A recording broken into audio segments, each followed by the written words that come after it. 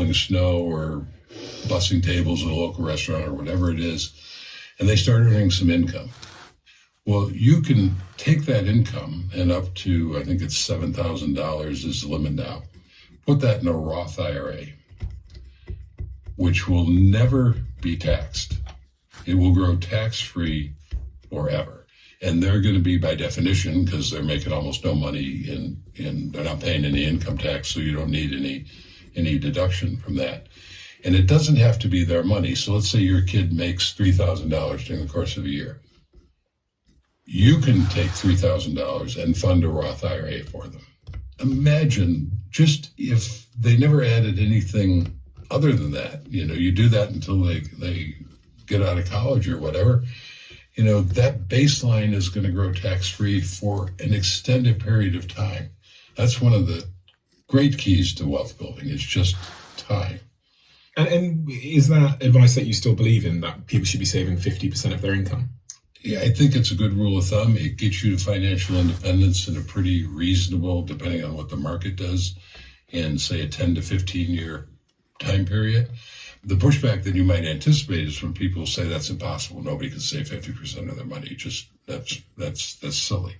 And I'm sorry, but I did it. And I've now at this point, I've known countless people who've done it. So it's certainly, you may choose not to do it, but it's certainly possible. Let's say you're earning $40,000 a year, which is the low end, the average median house. So that would be, let's say, $3,000 a month. Mm-hmm. So you're earning $3,000 a month. You're then going to pay tax on that. And this is what my maths says here. It says very little tax would be paid after all of your taxes, and so you've still got roughly $3,000 a month, about $2,900, which you would take home. So I would need to save $1,400 of that, which means my total expenses need to be $1,400 a month. So first thing I need to do is live somewhere very, very affordable, depending on where I live, what city I live in. Then I need to basically radically reduce my expenditure, right, to be able to save 50% a month. And I guess the question is, most people would assume they wouldn't like that lifestyle. They wouldn't like to prepare their own lunches every day. They wouldn't like to not have a Starbucks coffee. They wouldn't like to live in a small shoebox and probably socialize a lot less. So I guess that's the key rebuttal is, I guess, yeah, it's possible. There's a chapter that talks about this with an even lower, because when I was writing the book, I think I used a $25,000 annual income. So the math works. Is it easy? No.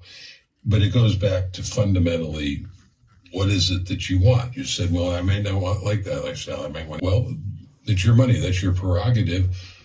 But time is going to happen regardless of what you do.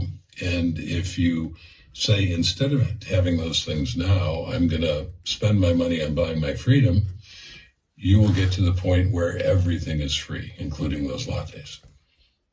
So let's talk about investing then.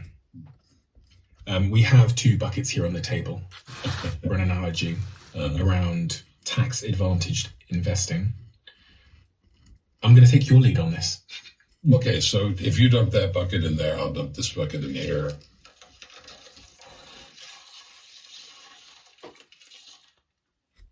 Okay. The idea is that, and I'm going to speak in terms of the United States, the government